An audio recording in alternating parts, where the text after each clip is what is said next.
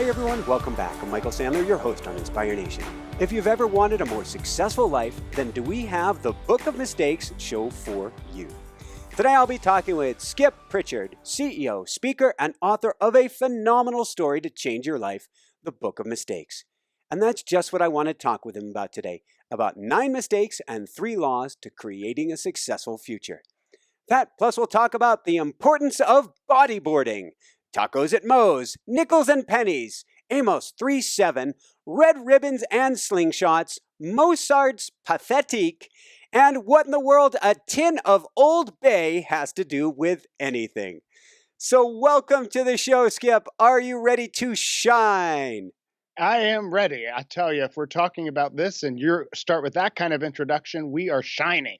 Woohoo! Woo! Awesome. So before we dive right into things, where did you grow up? I grew up in Maryland, just outside of Baltimore. It was a great place to live. Very different way that I grew up, but it was an awesome place, awesome state. Love Maryland. And I spent a while on Emerald Isle, North Carolina, a little bit down the road from Maryland. And my wife was trying to learn surfboarding. I was more into the bodyboarding side of things. When did you get into bodyboarding? You know, I really do body surfing with no board at all. And we would do that because in Ocean City, there were a lot of contests going on. And actually, they did them there and they did them in North Carolina. A friend of mine had a cottage he would rent often. And so it just became something that we did early on. And it was great. It's very freeing. And actually, throwing out the board and everything else, it was just awesome. It gives you a great open feeling with the ocean. Total power. I would do a lot of open water swims, and I would look forward when I was coming back to catching a set and riding 1 or 2 on. I'd have my flippers on so I could catch a good little bit of speed and then riding them in as far as I could. Exactly. It would be awesome, like as far as you can. And I don't know if you're ever doing open swims there in North Carolina, but I remember doing that and you'd find a nice shark going by or anything like that. Did that happen to you? Oh, Emerald Isle, they called it wildlife. Was the term wildlife? Yes. There's a lot of wildlife in the ocean. So they wouldn't use that term to scare away the tourists. But you get a little bit of a, boom, don't tell my wife this, boom, and you'd be like, huh, what was that? and all of a sudden there'd be this rush of adrenaline through you. Go back to a place of love, back to a place of love. It's also true where it was in the days you could walk up and down the beach and find these giant shark wildlife teeth. Yes. And make necklaces and stuff out of them. So I do remember doing that. Very, very cool. And another cool thing about your childhood, if I understand right, there's something called the Model UN, but you grew up in a mini UN. That's right. It was a different way to grow up. My family decided that they would take people in. And my parents were going to be missionaries to some foreign country. And then because they couldn't have children, and they thought, well, we ended up having 6 kids. So let's bring people into our house. And we just want to really help people. And so I always say it was the abused, the addicted, and the abandoned that found their way to our house. And so the commonality everybody had was you had a problem. You were troubled. So all races, all nationalities, all different types of people, all ages from all over. But the one common thread was you had issues or you weren't there. And I think all of us do. And it was a fascinating way to grow up. And I started studying success so early in life because you'd see people who could be stuck in a pattern, maybe then get off of drugs or go through therapy and kind of recover. Maybe go to community college, get a job, be successful. And you'd see other people do the same thing, but then they would fail and they'd kind of cycle back. And I was always fascinated. Why did this person do well and this person is stuck? And they seem to be kind of similar in terms of situation. And so watching that was amazing. But it was also a mini UN and a mini way to just watch this experiment of therapy and helping people and what is it that works with people and how we're all so very different and yet we all have the same core and we all have the same needs and we all have this need to become whole again. And it was just a wonderful way to grow up and watch this little experiment happen in the mini UN. You're right. Yeah, and two cool things. You say your mom was balm to the soul. Everybody she held, she spoke with, she helped. You had to learn both from her and I believe from this experience. It had to crack your heart wide open because you were facing human experiences and people, real life people who were going through the worst of it. And it wasn't being sheltered from you at all. And you had to learn incredible kindness and compassion. I don't think you could push it away. No, it was a, I guess when you say this as an adult, it might not sound good. You woke up. I would wake up and you didn't know who was in your bed, literally, because you'd go to sleep and somebody would be in the bedroom, somebody else would be there, um, and I saw people doing cocaine. I saw people. I mean, you saw the whole range, right? And it just opened your eyes both to the very best and the very worst, and some people who had been abused horribly and were basically hiding out, and some people would stay for a night. We had some people stay for years. I guess that's important to know, is that there were some people who really became like family members, but you really learned a tremendous amount, and I do think it built in a more of an understanding, and it makes me fascinated to understand people's backstory. What makes you tick and why, and what is that? Because we all have them. We all have these experiences that shape the lens that we look at the world. And it's so easy for us to get swept up and caught into the idea that everybody looks through the same lens that I do. And yet I think as you mature spiritually, you're looking at understanding that people don't all look through the lens that you look through. So understanding how they do and how I respond and what they've been through is so critically important to help people out of something or become better versions of what they want to become. Thank you. So let's go to an early situation. If you can recall, you're 16 or 17. This seemed like a poignant moment. You were asking a homeless person about his life and about what became a theme that you started asking people about his mistakes. Yeah, I learn a lot from people who I've interviewed 1,000 plus very successful people, and yet it's some of these interviews that I learn more from, when you're talking to people who've been homeless and learning how and why they got there, because it's not the narrative that you might be fed of. They had this failure, and ended up there. And you learn just a sensitivity, and how people get to where they are is as a whole lot of factors. And you realize, like, wow, but for this thing and that thing happening, I could end up here or I could end up there. And so often it's a very narrow thread between ending up really struggling and being wildly successful. And too often, I think we think it's all in our power, but sometimes, you have all these factors that come. How we respond to those is the key that makes most people successful. But the world comes at us, right? It comes at all of us. And yet, some people you would see clearly, if there's a psychological issue or people are seriously damaged and need a lot of therapy, it's much more involved because they're kind of broken and they have to go through a process before you can just simply, put them on the right path, if you will. But everybody's going through something.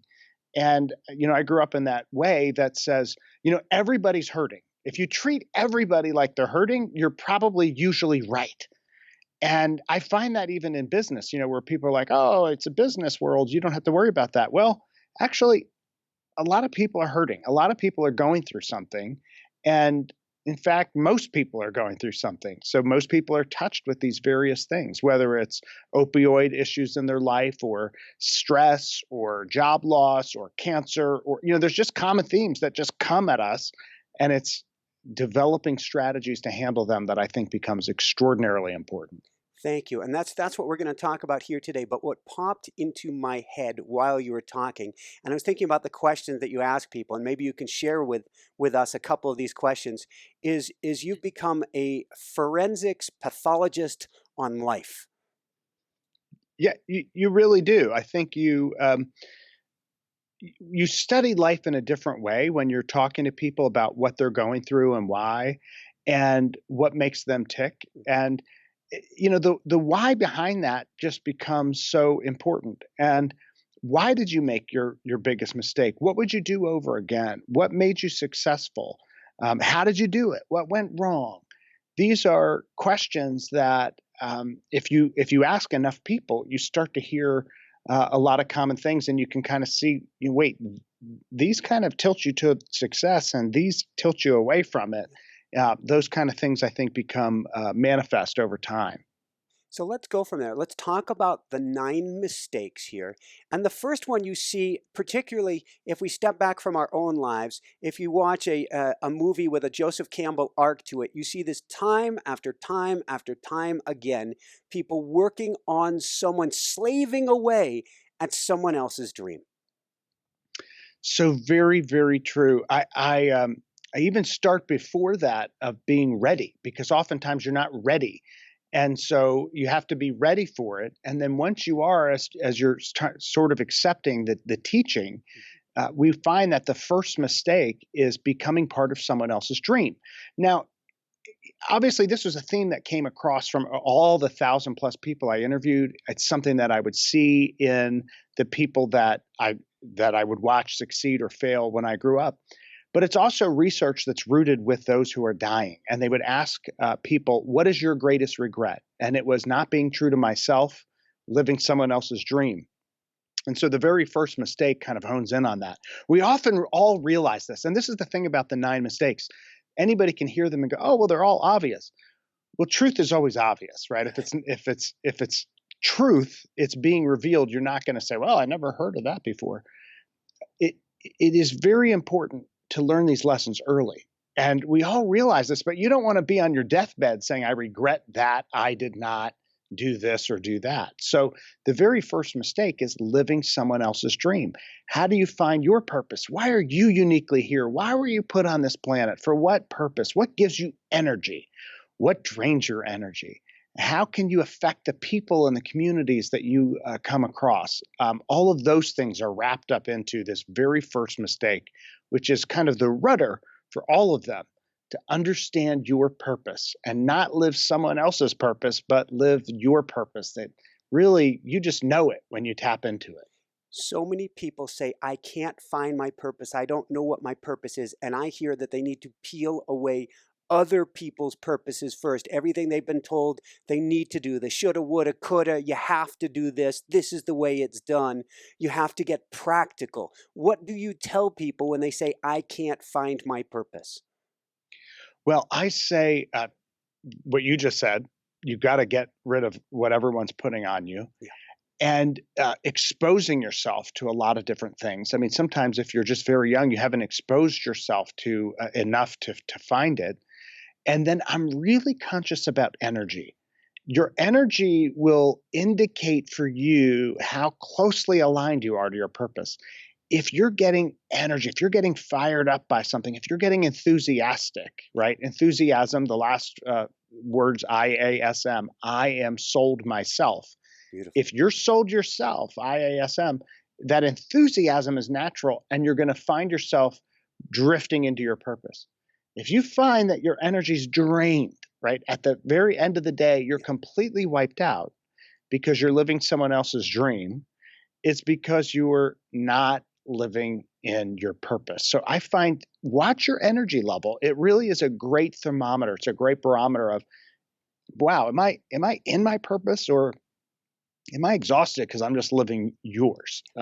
Now, it doesn't always mean, some people think, oh, it means you have to start your own business. It can, but it doesn't mean that. You can absolutely find your purpose and be working in a large corporation, be working for other people, and you can be squarely in the zone that say, you know what, this gives me joy, it gives me energy. It really does what I need it to be for me. So watch your energy level. I find that to be such a great indicator. You can take all kinds of tests and this and that and what's your skills, aptitude, but if it's not giving you energy, you're not going to be able to sustain it. And purpose and success comes from sustained activity. Yes. It's not doing 2 shows, right? Anybody can do a great podcast one time, right? Everybody has that. Can you do it 100 times, 200 times? Does it still give you energy? If not, 1,076 today. wow, I am 1076. That is a cool thing. I'm going to write that down and have it tattooed. 1076. So when I coach somebody, if I'm peeling away the layers, I'm picking around and prodding, it's almost like doing surgery, exploratory surgery. And all of a sudden, their lips curl up and the sides go up toward the ears. You know you've hit on something. Let's go from that energy. Let's go to mistake number 2. And what can you tell us about pennies and nickels and what they're really worth? Pennies and nickels, I'll tell you, that's a great part of the story.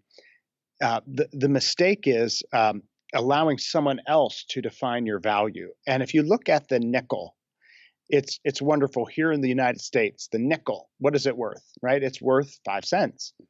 What, though, does it cost to make a nickel? Most people may be surprised that it's 10, 11, 12, 13 cent range.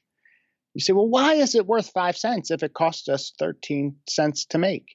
Because of the label, because of what we stamp on it. And that illustration is what I mean by the second mistake. We can't allow someone else to define our value.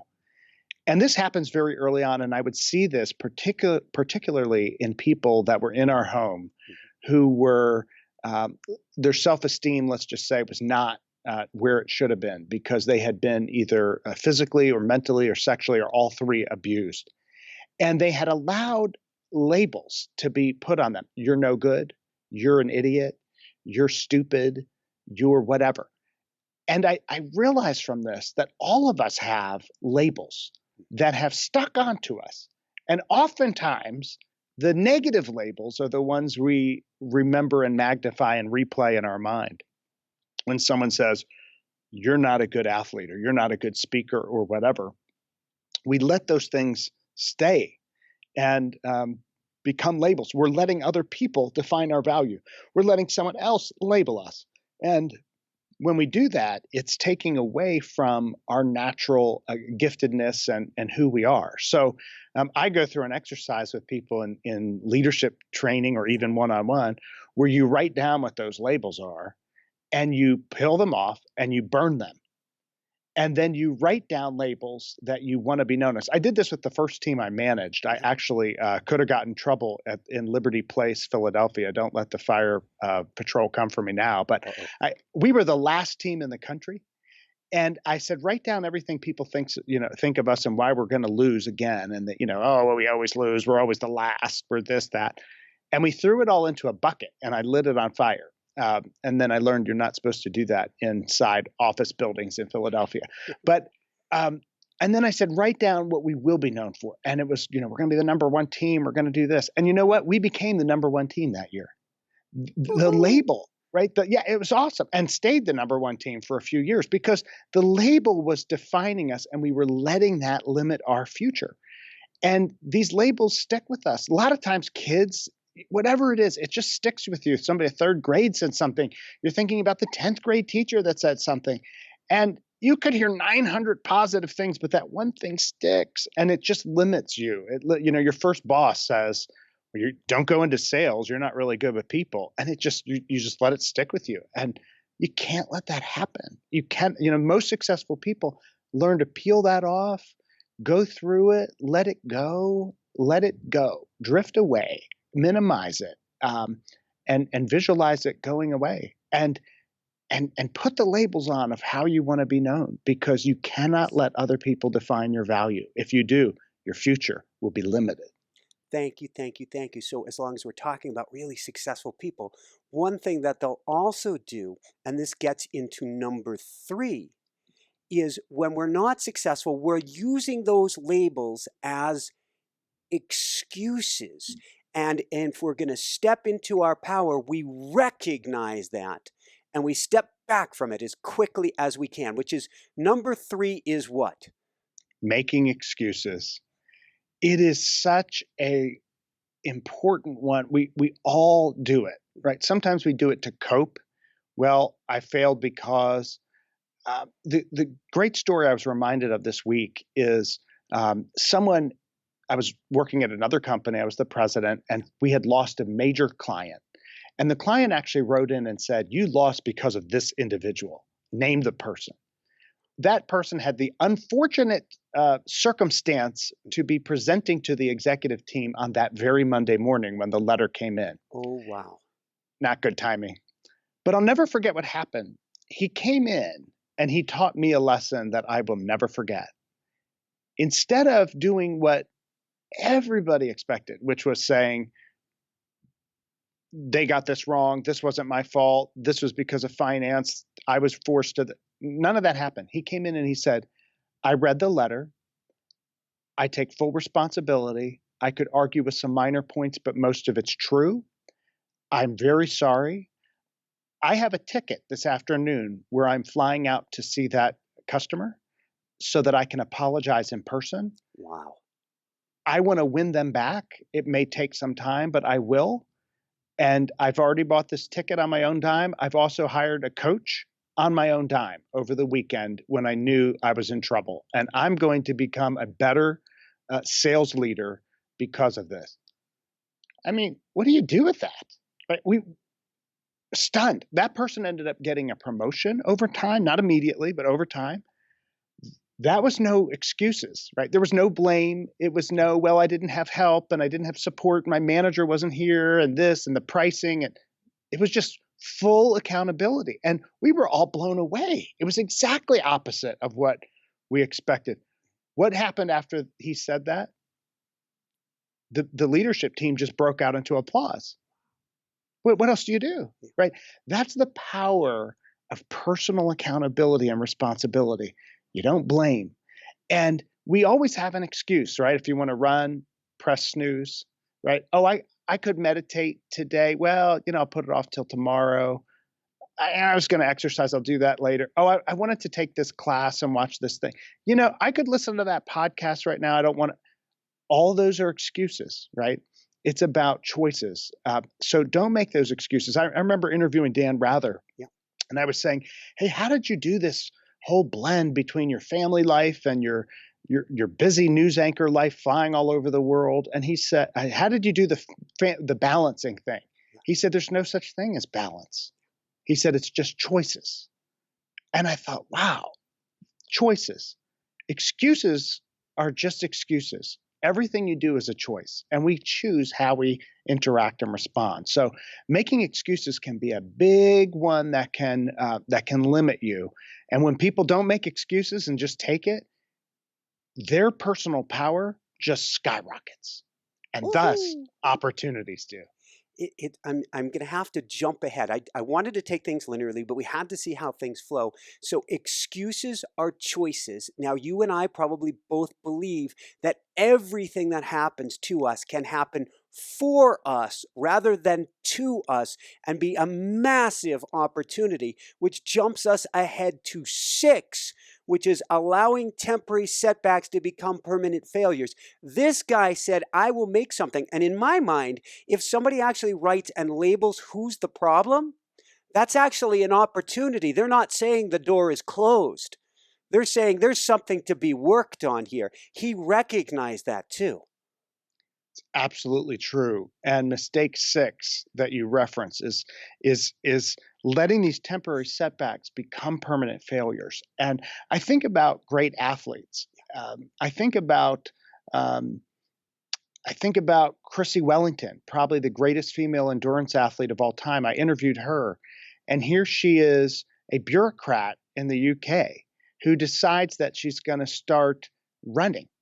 And she gets hit by a car and says, "Well, I should take up swimming now." And all of that to become the greatest triathlete. I mean, incredible. And she wins all the time. Or another person I interviewed in the same vein, Jennifer Farr Davis, she had the record for a long time of hiking the Appalachian Trail.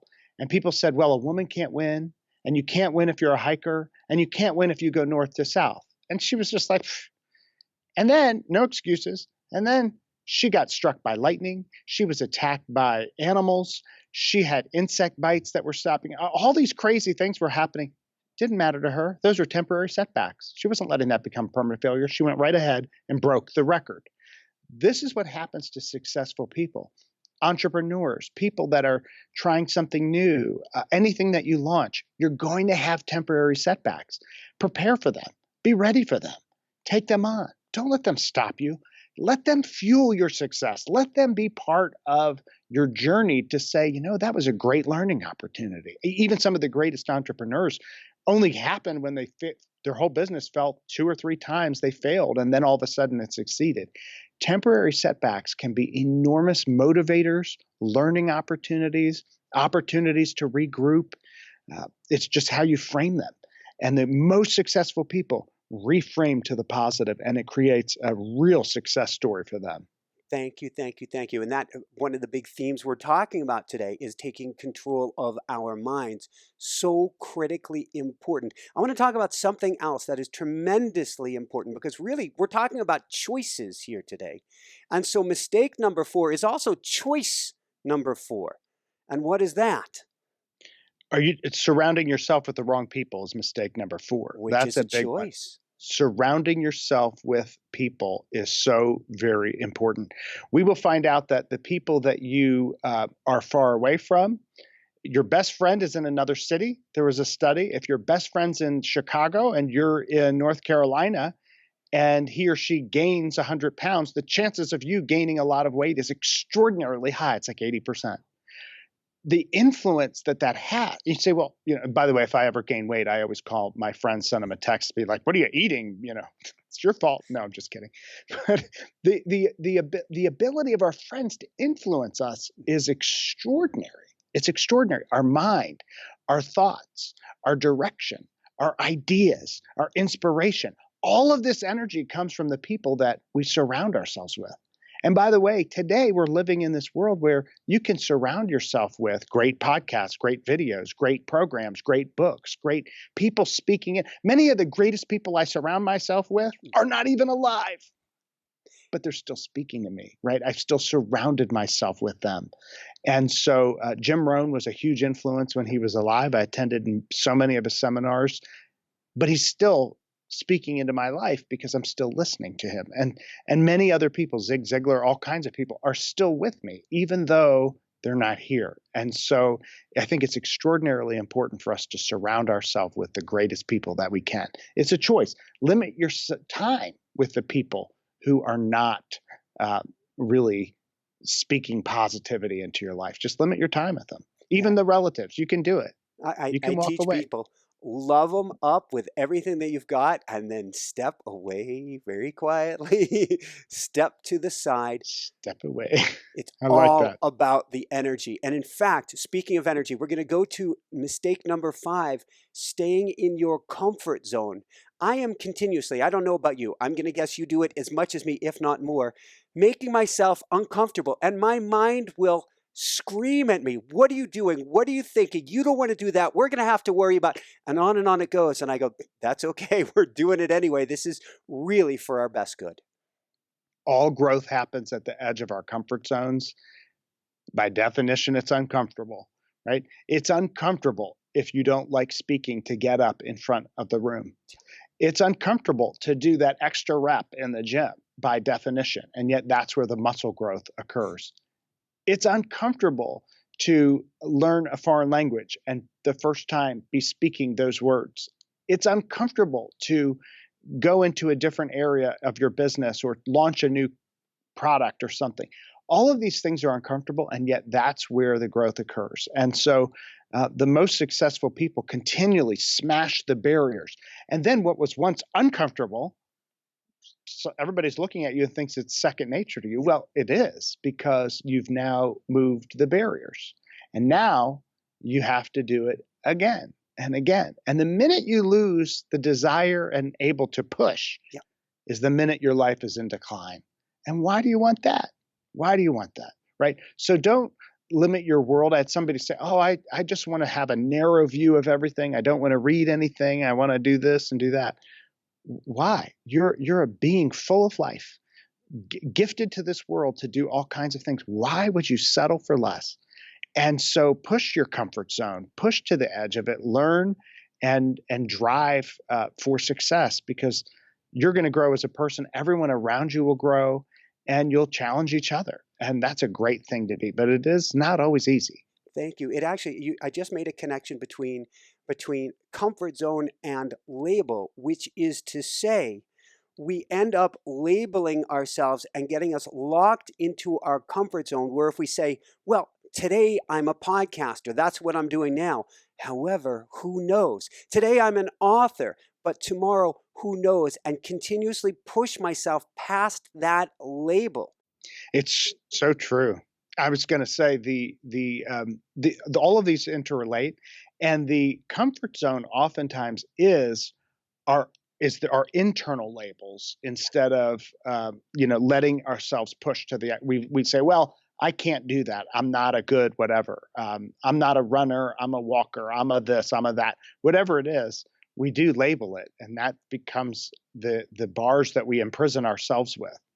So let's go to mistake number 7. You commented on my glasses before the show, and I thank you very much for that.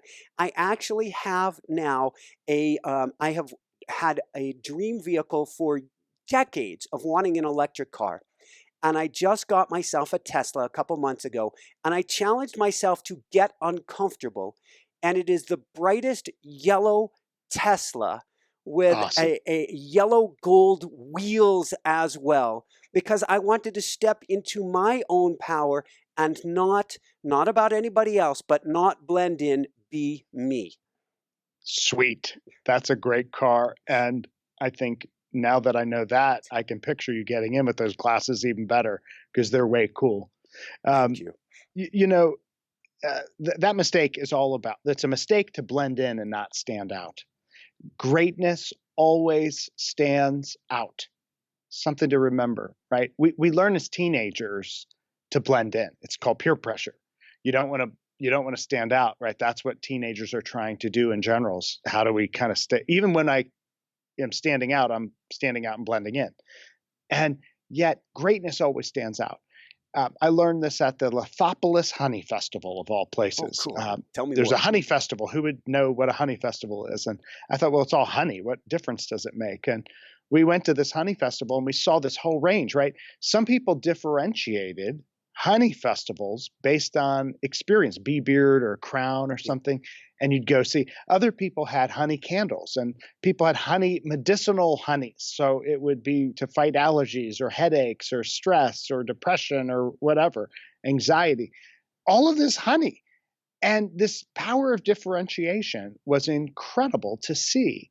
And differentiation is all about standing out, right? You want to stand out. The world is so quick to make you a commodity and to put you into a label and put you into a lane. But standing out continually means I'm going to stand out. I'm going to be different. I'm going to do something that's going to make people take notice. And whether you're giving a talk, whether you're launching a product, it's standing out, right? That's who we remember, right? You remember Steve Jobs always introducing his products at Apple. He stood out because it was different than everyone else. And greatness always stands out. Personally, individually, businesses stand out, organizations. That's what really makes you rise to the top. Very, very cool. And I love this. I couldn't help but make the connection between honeybees and the color of the car. It's cool. I subconsciously was there. Tell us, why was Mozart such a phenomenon? You tell me why he was such a phenomenon. My God, was he. So the expression from Wayne Dyer that's always in the back of my mind, although I temper it now, I want to have some balance as an illusion, but some choices, make some choices in my life. Family is definitely first here, although I'm full pedal to the metal with this show and pedal to the metal with my sports as well. Used to be a pro athlete, and I still love doing what I do.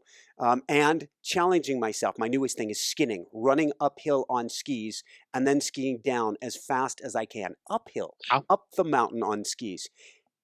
Mozart was a phenomenon because he was on fire. As Wayne Dyer would say, don't die with the music still inside. And that could have been Mozart's motto to a T. Really could have been. Talk about genius, who not only stood out, pushed his comfort zone, surrounded himself with the people that were going to challenge him or inspire him. Too short of a life incredible life, incredible creativity, and he allowed that expression to come out fully. He knew what his purpose was. He wasn't living someone else's dream. He was fully in his space, and that let the purpose come through. It let the spirit come through. You could just see it and feel it. We're still feeling and hearing that music today. So yeah, I love the story of Mozart. Love his story. I just wondered what your angle was on it, because it's amazing. Just too short of a life. Well, can you imagine if he had said, "Oh no, I want to do what everybody else is doing"? It would have been a disaster. And now I'm hearing the Mozart laugh from that movie, if you ever remember, in my head. Yes. Yeah, it would have been a disaster. We would have lost, right? We would have blended in. It wouldn't have stood out. It wouldn't have pushed the. I mean, by not blending in, he pushed the comfort zone of all music up to that point to a different level. And of course, many musicians throughout time have done that, right? Whether it's the Beatles all the way back to Mozart, is pushing the edge of comfort zone for the whole society. And that's what makes it endure. That's what makes it great, right? Greatness always stands out. There's been a couple documentaries or movies, or I'm not even sure what they're called, that kind of blends on Freddie Mercury of Queen recently. And I'm picturing him in the office with the record label saying, you can't put this out. And he goes, well, I'm blending opera. I'm blending this. I'm blending that. And they're going, are you crazy? Are you insane? And nobody's ever put out what do you call it? A single that's that long and led with that single. And he goes, I don't care. That's what we're doing. Yeah, and the story behind that, right? Bohemian Rhapsody. Yes. It's breaking. It's not coming in. And yet, what an incredible story, because what Freddie Mercury did was he said, okay, you're not letting it out. The label's not letting it out. So I'm going to go to this disc jockey friend of mine, and I'm going to have him play. Oh, you're not allowed to play it. And he would just play snippets of it, snippets of it, snippets of it. Somebody heard it there, took the song back to the US, was starting to do the same thing. Playing it, oh, I'm not allowed to play this. I'll just stop, and then play another. And then by the time that weekend was over, you had the most unique thing in history of music, where on both sides of the Atlantic, people were clamoring for a song that was not out, that had not happened before. And it was all because of this innovation. I mean, the innovation, and I read that story in a book called Orbit Shifting Innovation. The innovation, I mean, you're pushing the comfort zone, you're standing out, you're doing all these unique things. But the innovation in that song was one thing, but also the way to get that out and to get that kind of, basically to manipulate the whole system and sell it, was extraordinarily brilliant. What a story to get that song out. Absolutely. So let's go from there. Let's talk about mistake number 8, thinking that there is a fixed and limited amount of success available. Well, Freddie had success and his is doing well, so clearly I'm not going to be able to do it. So many times we think this. We think that the world and that the pie is fixed. And Carol Dweck of Stanford has done these studies of fixed mindset versus an unlimited mindset. And it's actually something that we need to train our minds, if we're more naturally inclined to being fixed, to being more unlimited. Your success does not mean that my success is limited. There is no limit to the amount of energy, capital, goodwill, peace, anything. There's no limit on it. And the more you have, the better it is. So what I say in the book is to don't be intimidated, but fascinated by someone else's success. And that's one thing that I did all the time, was to say, you're really successful. Instead of being intimidated or thinking that limits me, the most successful people are so willing to sit down with you and share how. They love to tell their story. Oh, you may think it's successful now on podcast 1076, but if you knew what it was like on 233, now I don't know if I'm labeling somebody randomly. Oh, if you knew how I was getting, right? Because we think they want to share these struggles. They want to share this. And there is no fixed amount. The most successful people know that. They want to help you. They want to help you become successful. It thrills them. If you become even more successful than them, they're thrilled with that, because they think, well, that's wonderful that I had a part in helping you. This fixed mindset can be really dangerous to us to think, well, you got three, now it's three less for me. That is just not the way the universe is set up. It's set up in a way that it's completely unlimited. We limit it only in our minds. And so how do you reprogram yourself to know it's truly unlimited?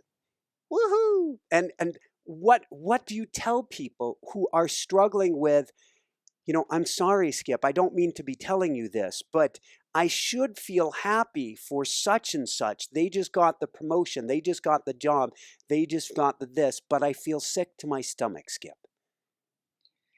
What I usually do is I say, well, it really has nothing to do with them. Let's talk about you. What is it that's driving that feeling? Where did that derive from? What's in you? What are you feeling? Where did it come from? Right? What event has happened that is causing you to do that? Let's think about that. And then let's reprogram yourself to think differently about that.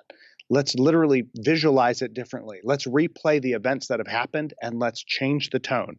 Let's change the picture. Let's change everything about it. And now let's recreate that and let's create something for your future. And let's visualize it so very clearly. And let's focus and think about it and dream up something of where we want to be, because it has nothing to do with them. It's all about you. I love that. And when you're rewiring, helping them to rewire their minds, you're using that jealousy and envy as fuel, as positive fuel. How do we turn this something positive in our lives? It's so very true. You don't want to have envy be, a very unhealthy way to succeed. Some people have. I think it's usually short term. As they hit this bar, and I'm so angry. I just want to get a little higher. That is not going to derive healthy success for the long term. It's usually short term bursts of motivation, because it's based on the negative. The positive is ignore that bar. Where do you want to be? And how do we get you to be inspired to grab the very best of where you think you can go and then blow that away, right? That's the most successful. And we do that by reprogramming the whole definition, right? You're not in this game of we're going back and forth with somebody else.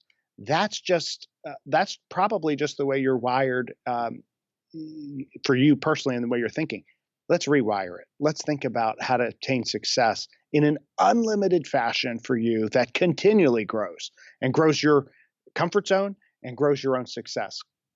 Woohoo! And I think when it comes to unlimited, when you say it that way, and we're going to discuss the 3 laws in just a minute, we could add a bonus law to it, which is helping others. When you realize there is unlimited pie for all of us. I'm not talking about extracting resources from the earth and killing the planet, but when you realize energetically that there is unlimited for all, you end up helping your fellow man rather than seeing them as a competitor.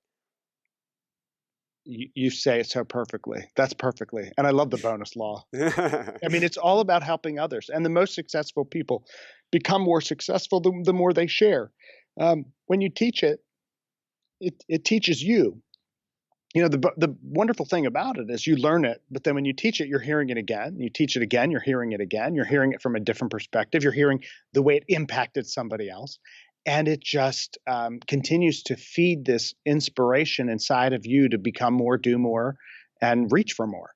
I love it. So on that note, speaking of more, let's talk about mistake number 9, Benjamin Franklin. Many people die at 25. And are buried at 75. What's mistake number 9? Wow, it's so very true. I love that quote to think about it. And of course, Ben Franklin said everything cool.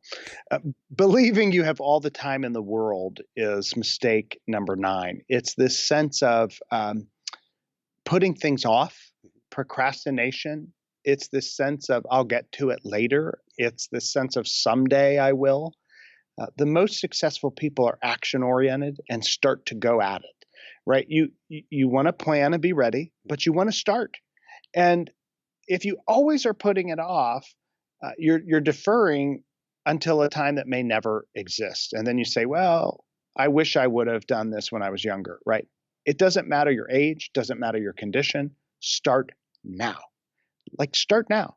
And that's the most wonderful thing, I think, about this gift we have of human life, that it doesn't matter what happened yesterday. It makes no difference. It doesn't matter if I had a bad morning. What matters is, what am I doing right now to start? Because I can choose to have an awesome tomorrow right now. I can choose to change my next decade, by what I'm doing right now. And I remember taking these personality tests I took, and they came back and it said, "We have unfortunate news. You have a 0 on patience." And I was like, "Oh, Squirrel. yeah, whoa."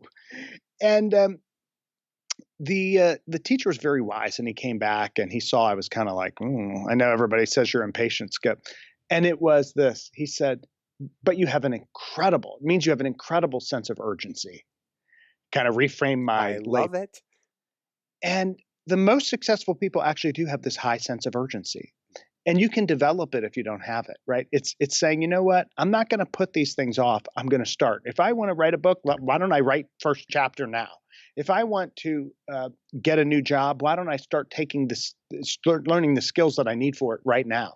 If I want to be a sales manager and I'm in sales, why don't I start studying sales management now? The books are there. The recordings are there. The videos are there. The podcasts are there. The shows are there.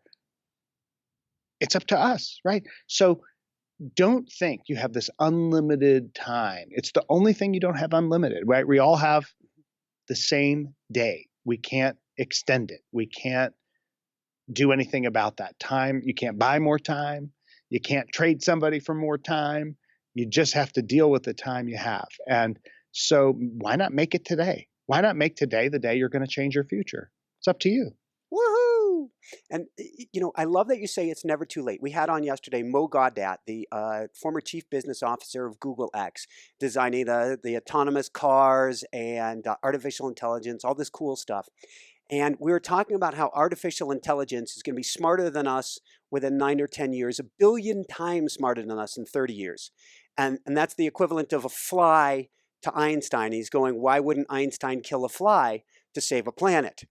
And it gets you thinking. And we're going, oh gosh, what do we do? And he goes, well, they're learning from the internet. They're learning from us.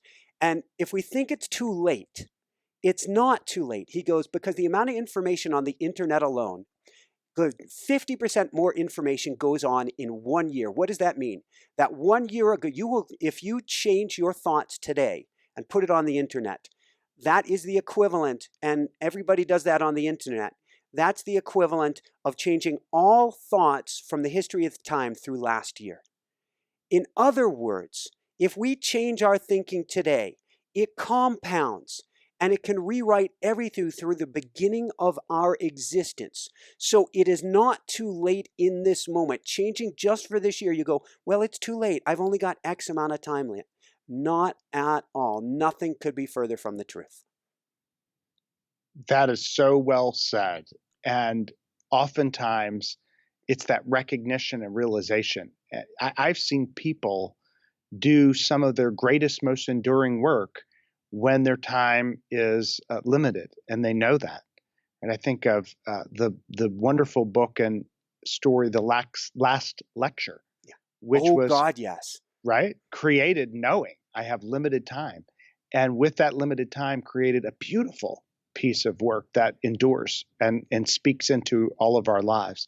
It's never too late to make a difference on the next generation, on the people around you.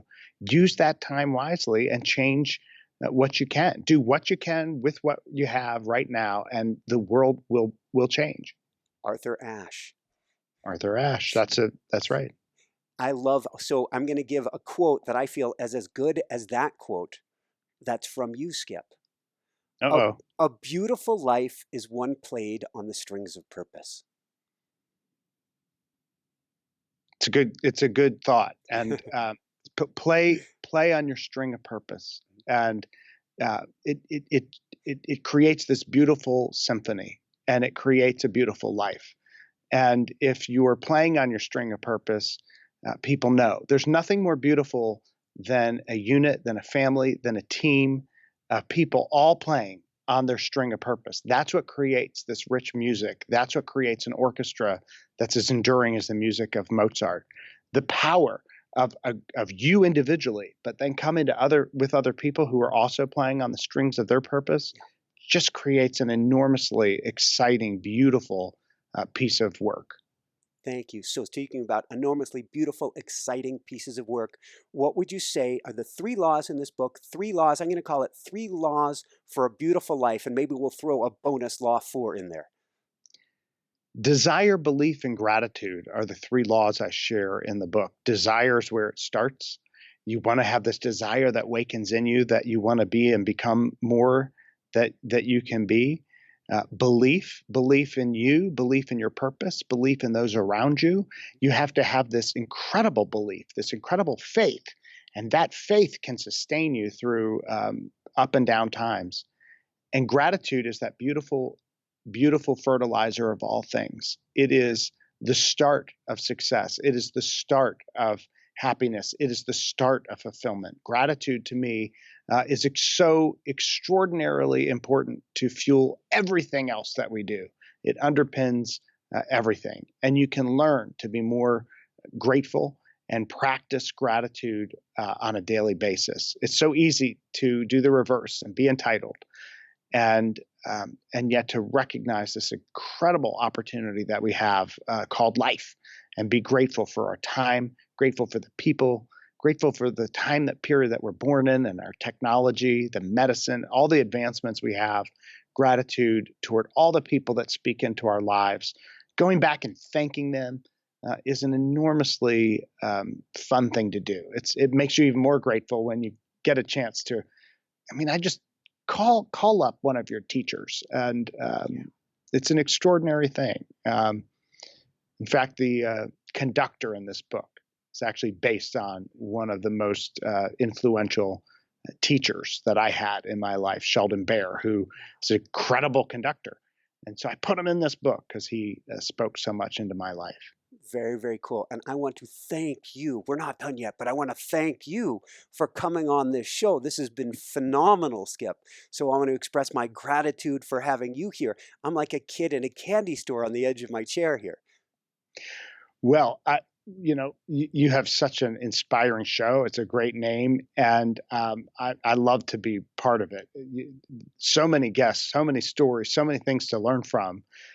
It's a great place to just plug in and be inspired. And I am so fortunate to find it and have an opportunity. As I'm listening to all this, I'm like, whoa, this is amazing. It's such a rocket fuel that people should be plugging into.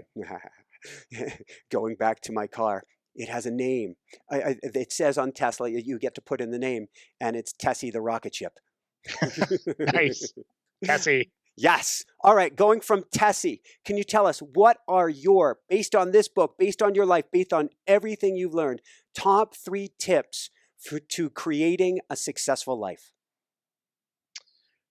Finding your purpose, so very important. Eliminating all negativity and excuses and things that are dragging you down, and surrounding yourself with the people, resources, and materials that will help get you there. Thank you. Awesome. What advice would you give to parents today to help their kids with success? It depends on the age, of course. I've had, surprisingly, so many people, teachers, who are doing this book with their high school students to talk about these things. And it's you want to enter the conversation and have a dialogue and make sure that you're not imposing your label on them and imposing your vision and your lens on somebody else. And so for them to awaken to their purpose, the book and having these conversations are a really great place to start. And it's fun to watch kids very early on what they gravitate towards. And, I remember my daughter, who's now 21, but I remember her in the bathtub at like 2, lining up all of her toys around the edge and putting them in a line. I thought, I would have just knocked them all off and completely been irrelevant. But we're all engineered a certain way. We're all born with certain gifts in the way things are. So for her, everything had to be orderly. So don't impose your purpose and your lens on them. Let that come out. And there are various ways to do that. Have a lot of good conversations with them. Read stories. Let them dream, and let them Let them paint. Let them express their music in different ways. Their thoughts are beautiful, and just let that come out over time. Woohoo! I have another beautiful quote of yours that I can't resist but sharing. Live a life that matters, a life of light and of love and of hope. Your choices can either become the wings of your success or the bars that imprison you in a life of mediocrity. I almost want to cry. Well, don't cry, but it is. I think that expresses so much, and I have a lot of quotes that people share from the book, and it's it's your choice, and that's the empowering thing about it. It's your choice, and I always tell people, you are not stuck where you are. Like, if you're unhappy, that's okay. In fact, that might be a wonderful thing, because you can speak to all kinds of people who are stuck as well. Your choice is what frees you or imprisons you. And it's those daily choices, right? We often think it's the big, huge choice, right? It's where I choose to work. It's the choice of where I go to school. It's not. It's the little choices you're making each and every day, right? It's the, oh, I'll just have one more. I'll go do this, or oh, I could do that, but I'll wait till tomorrow. Those minor choices, right? Just make a few choices that are different.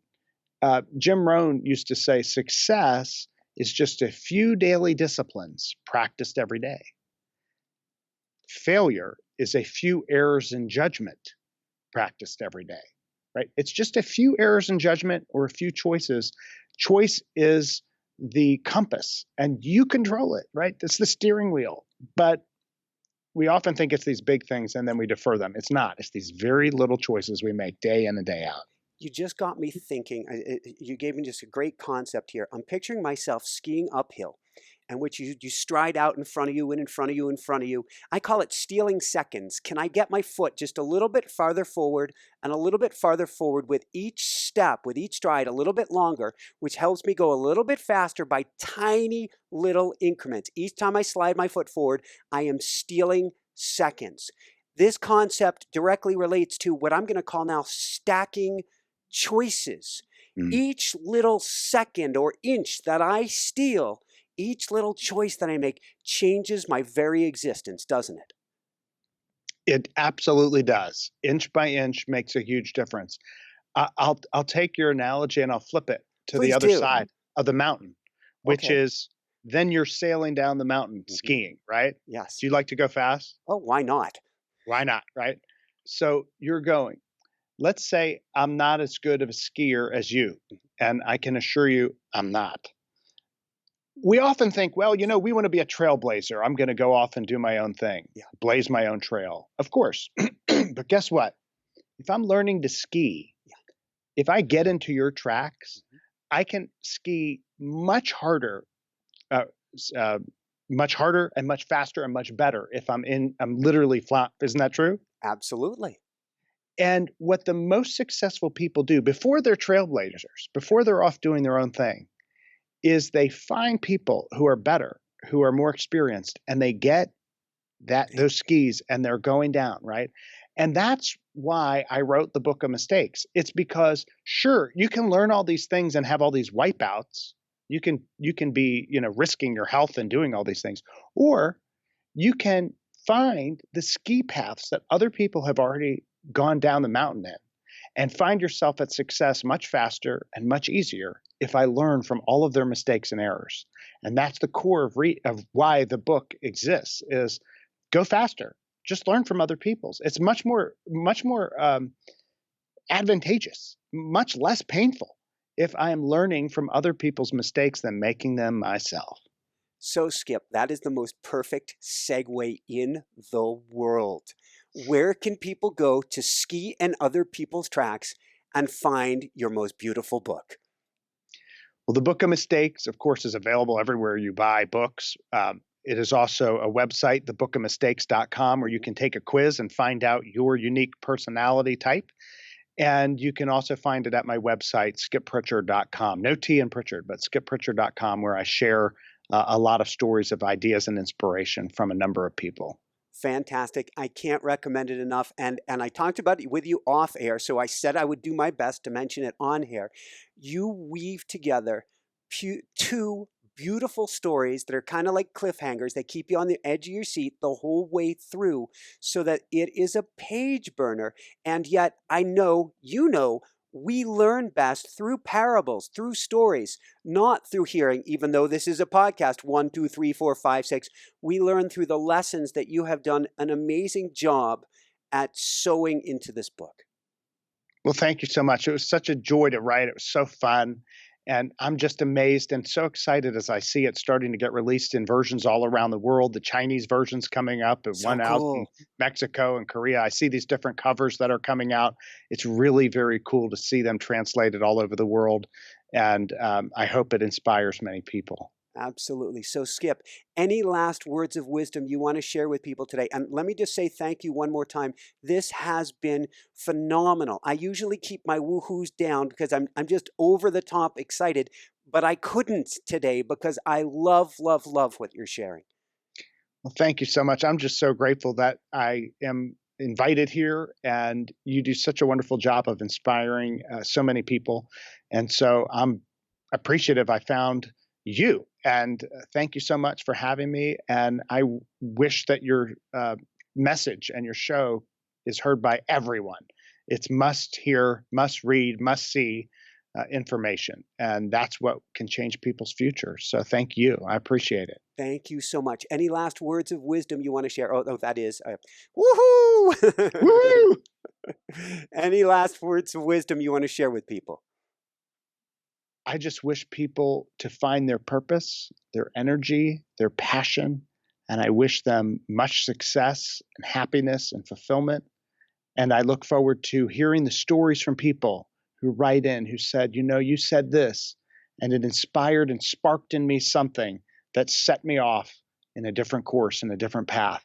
And it was one of the things that inspired me to move to the very best version of me. I look forward to hearing from people who watch your show of the stories that they have that change their lives in the future. Woohoo! Thank you so much, Skip. This has been phenomenal. Everybody go on over to Skip. Can you spell that out for us, actually, Skip? SkipPrichard,